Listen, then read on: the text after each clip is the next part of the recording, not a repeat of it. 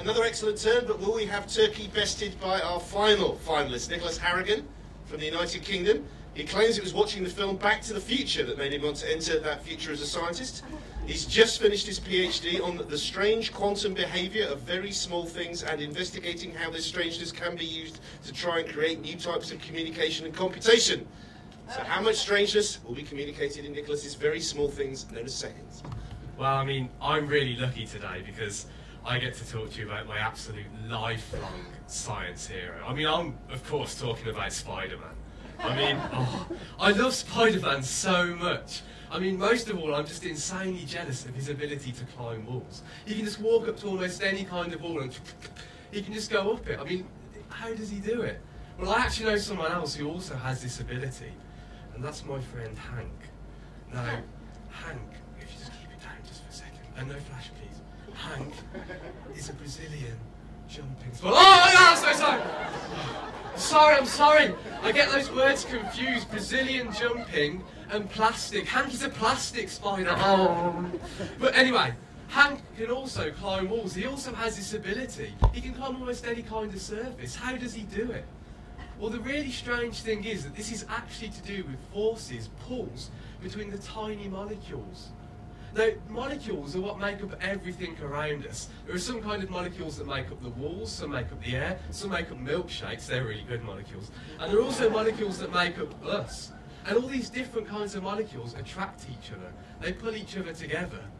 And this is what Hank makes use of. I mean, you might think, well, this is easy, right? I mean, my hand's made of molecules, so is the wall.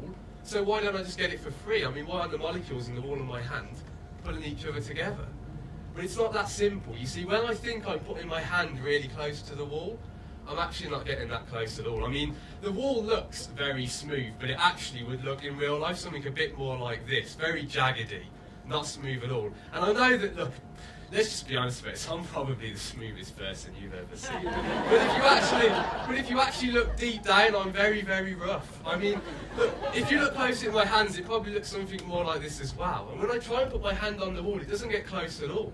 Because all these mountains don't really mesh up, and not many molecules from my hand get close enough to the wall ones to pull each other together. But this is where spiders, or well, at least evolution, have done something amazing. Because if you look at a spider's foot, it's just covered in hairs. There are in fact even hairs on the hairs on a spider's foot. And these hairs do a fantastic job of reaching in between all these kind of peaks and just letting the spider touch more of the wall. So more of its foot molecules, the molecules on its hairs, can get closer to the molecules on the wall. And it touches enough, it gets close enough for it to be attracted by this pull between molecules. So spiders stick to walls simply by getting closer to the wall. I mean, that's crazy. And of course, now we understand how this works, we can hopefully use it for ourselves. And that's what scientists are doing. By understanding it, they're trying to build synthetic hairs, synthetic spider hairs that we can perhaps put on gloves. And then this t-shirt, well, it might just have a much more practical use.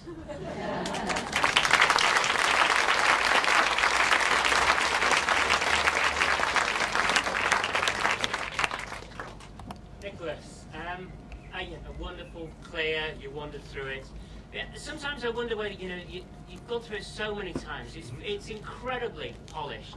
Do you really get this stuff? That's always what's going through my mind. The forces behind this, what are the name of the forces? Sure. And then just very succinctly how those act. And I want you to describe one or two other forces that also help us to sort of hold the structure of our world together. Sure. So these specific forces, there's a bit of an ambiguity between the name, but a lot of people call them Van der Waals forces. Yes, Van der Waals forces, and there are also something called polar forces. But Van der Waals forces are weird because all kinds of molecules can attract each other through them. But there's something called polar forces, which are also kind of forces we're used to that stick things together so they don't all fall apart. They're those kind of forces, but they only act between certain specially suited types of molecules. The weird thing about this is that it works between all kinds of molecules. That's why spiders can climb almost any kind of surface. And why that actually happens, the deep down physics, comes to quantum mechanics. And if you don't want your heads to explode, I should probably stop there.